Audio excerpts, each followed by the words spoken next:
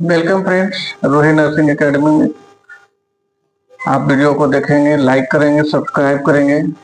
जैसा कि पिछले वीडियो में हम लोग देखे थे इंट्रावेनस फ्लूइड के बारे में, आज हम लोग क्रिस्टलाइट के बारे में चर्चा करेंगे। जैसा कि आप जानते हैं कि क्रिस्टलाइट इंट्रावेनस फ्लूइड है जो इसका स्मॉल मोलिक्यूल के रूप में होता है और इजीली रूप से क्रॉस करता है मेम्ब्रेन को। इसके अंतर्गत normal saline, dextrose, DNS, 5% dextrose जो ये सारे जो है क्रिस्टलाइट फॉर्म में होते हैं। आज हम चर्चा करेंगे नॉर्मल सलाइन के बारे में, जिसको हम लोग एनएस के रूप में जानते हैं।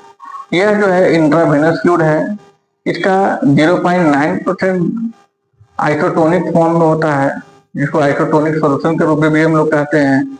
यह जो है नॉन पैथोजेनिक फ्लूइड है। नॉन पैथोजेनिक कहने का मतलब कि इसमें किसी तरह का बैक्टीरिया वायरस नहीं होता, फ्री होता है, स्टेराइल वाटर होता है। ये नॉन पायरोनिक होता है और ये इटली बेबे हम इसको अवेलेबल रहता है कंटेनर में 100 ml के रूप में, 250 ml, 1000 ml, इस तरह का कंटेनर में 3000 ml के में भी आता है। जो रीनल अगर आपका प्रोस्टेट का सर्जरी होता है उसमें हम लोग भी नॉर्मल सलाइन का बड़ा सा बोतल आता है।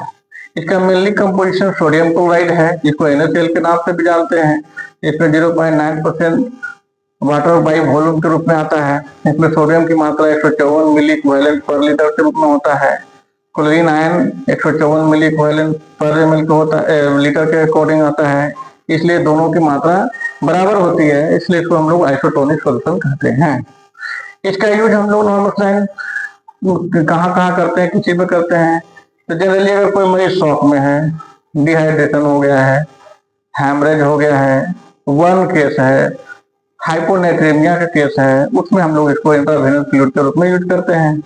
अगर मरीज को वोमिटिंग की टेंडेंसी है, डिहाइड्रेशन में गैस्ट्रिक फंक्शन करना है, या आपका कोई आईवी ड्रग्स देना है, एंटीबायोटिक वगैरह उसमें डाइल्यूट करने के रूप में हम लोग यूज करते हैं।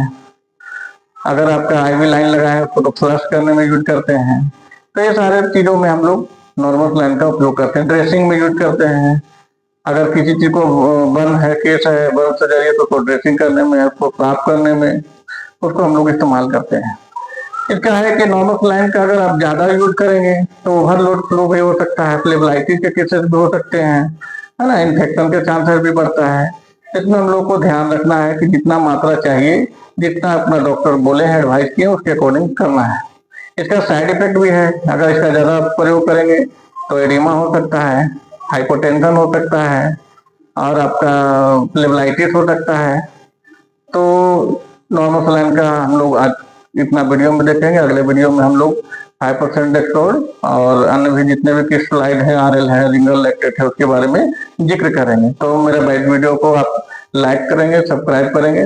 जितना लाइक सब्सक्राइब करेंगे उतना ही हम आपको नया नया वीडियो लाएंगे और दिखाएंगे, है ना। Thank you.